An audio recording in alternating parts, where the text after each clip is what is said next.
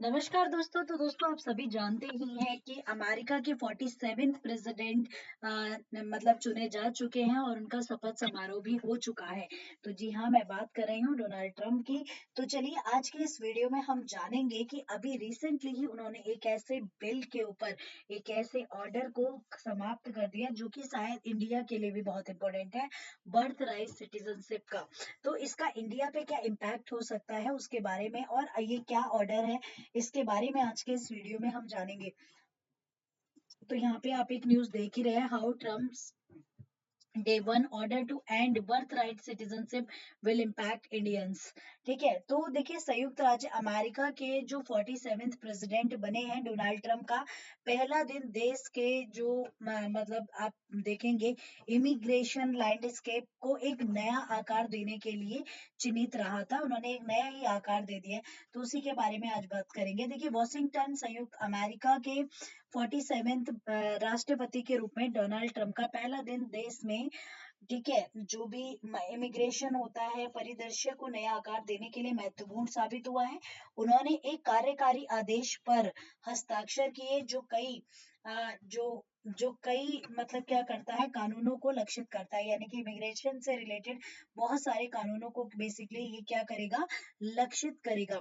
ठीक है, इसी में आपको बता दूं इसमें जन्म सिद्ध, ठीक है, जन्म से जो अधिकार होता है नागरिकता का दीर्घकालिक सिद्धांत भी शामिल है। इस कदम ने गहन बहस को जन्म दिया जिसके लिए कठिन कानूनी चुनौतियों का सामना करने की एक्चुअली उम्मीद भी है।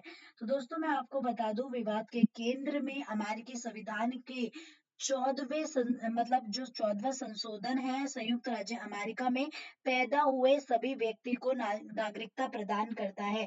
14वें संशोधन में कहा गया है संयुक्त राज्य अमेरिका में जन्मे या प्राकृतिक रूप से बसे सभी व्यक्ति और उसके अधिकार क्षेत्र के अधीन संयुक्त राज्य अमेरिका और उस राज्य के नागरिक हैं जहां वह रहते हैं। यानी कि अगर कोई भी व्यक्ति जन्म जन्म लेता है अमेरिका की जमीन पे तो वह भारत का नागरिक होगा। हालांकि इसको मतलब इसमें क्या किया गया, ट्रंप का कार्यकारी आदेश इस संशोधन का पुनर्व्याख्या करना चाहता है। इस पे जोर दिया गया है कि बिना मतलब दस्तावेज वाले माता पिता से पैदा हुआ बच्चा स्वतः नागरिकता का हकदार नहीं होगा।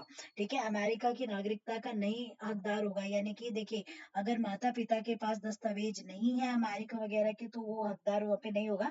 यानी कि जन्म से नागरिकता का अधिकार यहाँ पे खत्म कर दिया गया है।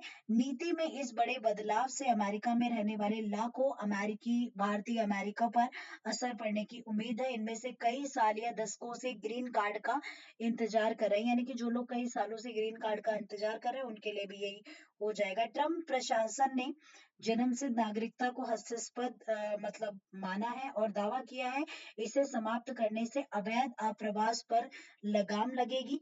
ट्रंप ने आदेश में कहा कि 14वें संशोधन की व्याख्या कभी भी संयुक्त राज्य अमेरिका में जन्मे सभी लोगों को सार्वभौमिक नागरिकता प्रदान करने के लिए नहीं दी गई थी। आपको मैं बता दूं कि अमेरिका के जो राष्ट्रपति हैं इनका जो चुनाव इन्होंने जीता है ये कहीं ना कहीं इसी मुद्दे पर भी जीता है। देखिए अगर आपको याद है इंडिया के अंदर अभी सैफ अली खान के ऊपर अटैक किया गया था, वहां रॉबरी का केस था और जिस व्यक्ति ने किया था वो एक इलीगल इमिग्रेंट था। ठीक है, यानी कि अवैध प्रवासी था जो बांग्लादेश से आया था। तो देखिए ये एक बहुत बड़ा मैटर होता है अगर हम बात करते हैं तो अमेरिका के प्रेसिडेंट ने महज इस मैटर पे पूरा चुनाव जीता। ठीक है, और वो इसी के लिए उन्होंने पहला दिन भी डेडिकेट किया। हालांकि आलोचकों का तर्क है कि यह कदम केवल कमजोर समुदाय और जो लोग मार्जिनल पे रहते हैं, मार्जिन यानी कि हंसिया पर धकेलने और अप्रवासी परिवारों के लिए अनिश्चितता पैदा करने का काम करेगा। इस नीति के परिणाम दूरगामी हैं। इससे स्कूल, कार्यस्थल और जो समुदायों पर संभावित जो है मतलब कह सकते हैं कि जो एक मतलब कह सकते हैं कि लड़ाई दंगा हो सकता है।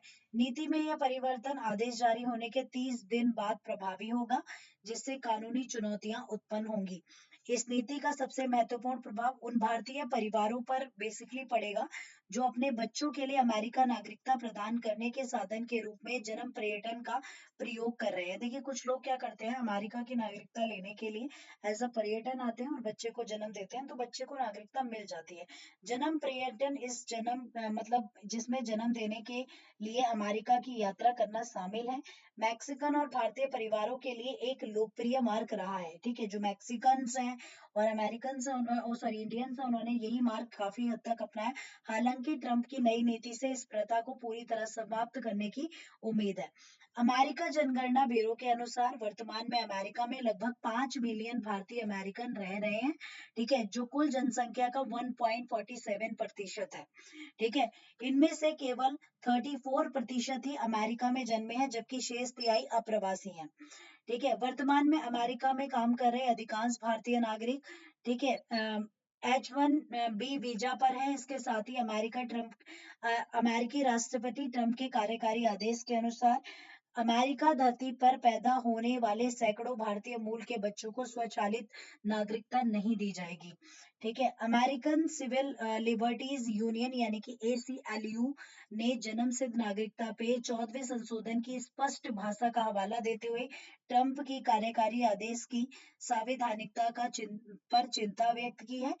ठीक है, तो ये बेसिकली हुआ है। इसके साथ ही आपको मैं बता दूं, ACLU ने ये भी कहा कि अप्रवासी अधिकार अभिव्यक्तियों ने आज ट्रंप प्रशासन पर उनके कार्यकारी आदेश के खिलाफ मुकदमा दायर किया है, जो संयुक्त राज्य अमेरिका में जन्मे कुछ शिशु की अमेरिकी नागरिकता छीनने का प्रयास है।